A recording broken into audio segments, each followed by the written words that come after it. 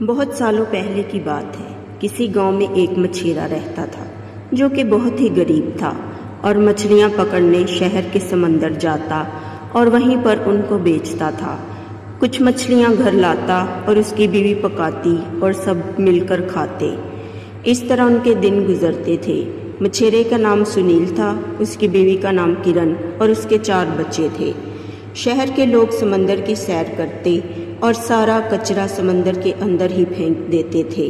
आहिस्ता आहिस्ता सारा समंदर गंदा होने लगा। आहिस्ता आहिस्ता समंदर की मछलियां भी कम होने लगीं, जिसकी वजह से सुनील का बहुत नुकसान होने लगा।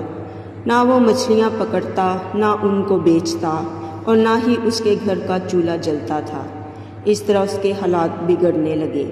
सुनील बहुत ही अच्छा था। उसने सोचा कि क्यों ना मैं समंदर को साफ़ करूं, जिसकी वजह से समंदर फिर से साफ़ सुथरा हो जाए और मछलियों की पैदावार भी ज़्यादा हो जाए।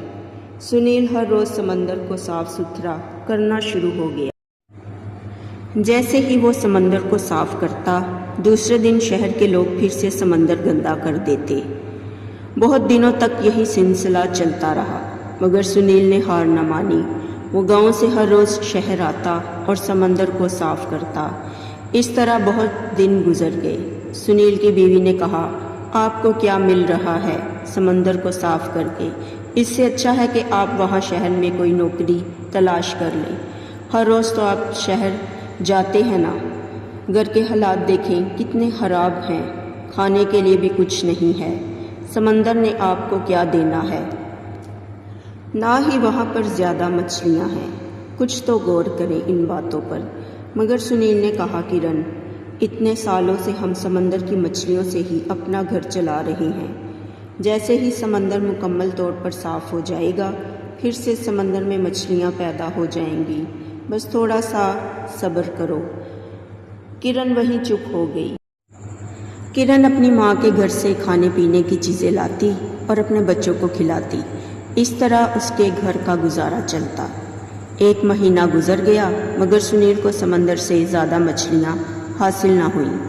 वो हर रोज़ गांव से शहर आता, समंदर को साफ़ करता।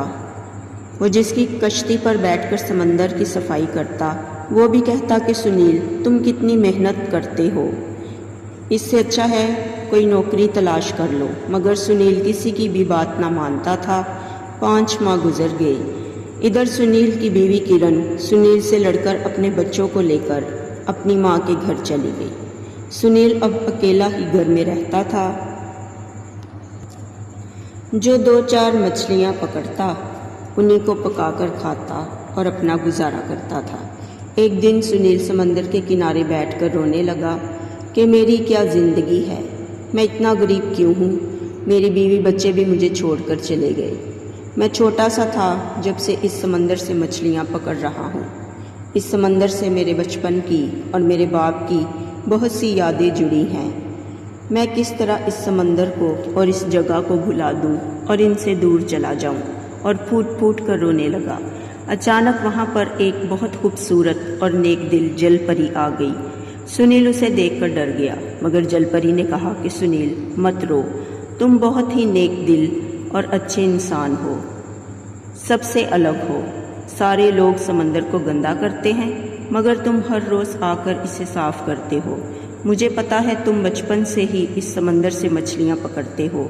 सुनील ने कहा, आपको कैसे पता? जलपरी ने कहा, मुझे सब कुछ पता है, तुम मेरे साथ समंदर के अंदर चलो। सुनील ने कहा, मैं कैसे समंदर के अंदर जा सकता हूँ?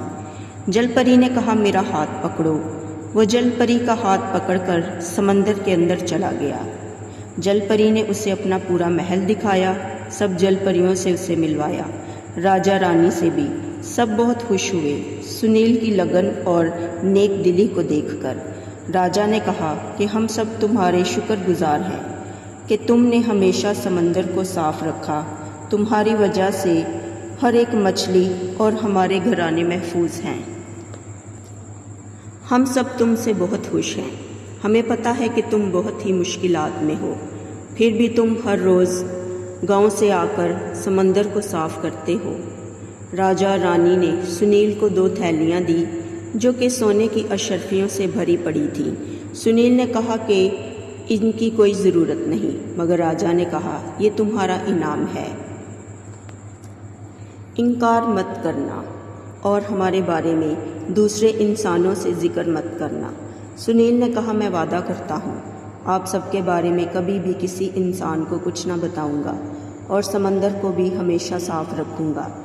राजा ने जल परी से कहा कि सुनील को वापस ज़मीन पर छोड़ आओ। सुनील सबसे मिला और वापस ज़मीन पर आ गया और सीधा अपने घर गया। अपनी बीवी और बच्चों को घर वापस ले आया और सारा किस्सा उन सबको सुनाया। सुनील ने गांव छोड़ दिया और शहर आ गया। उसने उन अशरफियों को बेच दिया और उन पैसों से एक बहुत बड़ा घर खरीद लिया और साथ ही एक बहुत बड़ी समुद्री कश्ती भी खरीद ली। अब सुनील बहुत अमीर हो चुका था। वो उस समुद्री कश्ती पर लोगों को समंदर की सैर करवाता, उससे भी उसे बहुत से पैसे मिलते थे और साथ ही समंदर को भी साफ सुथरा रखता था और अपने बीवी बच्चों के साथ हंसी खुशी ज़िंदगी गुजारने लगा। उधर जल परियों का राजा, रानी और सब जल परियाँ भी बहुत खुशी से रहने लगे और सुनील से भी बहुत खुश थे। तो दोस्तों ये थी आज की कहानी। अगर आप सबको पसंद आए तो मेरी आप सबसे गुजारिश है कि प्लीज़ मेरे चैनल लुबना स्टोरीज़ वर्ल्ड को सब्सक्राइब करें, वीडियो को लाइक शेयर कमेंट्स करें।